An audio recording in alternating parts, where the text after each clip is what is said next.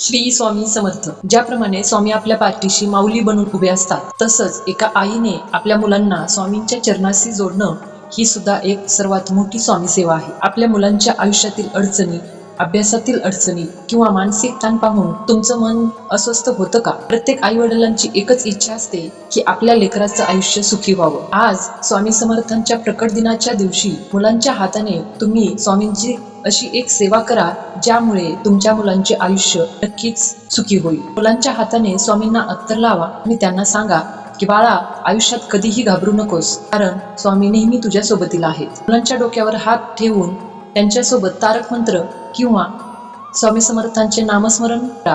केवळ शब्द नाही, तर त्यांच्या आत्मविश्वासाचं कवच आहे. या दिवशी एक विशेष उपाय करा. स्वामींचा मंत्र जप करत असताना स्वामींना मुलाच्या नावाने एक सुपारी अर्पण करा आणि रात्री ती सुपारी आपल्या मुलाच्या उशाखाली ठेवा.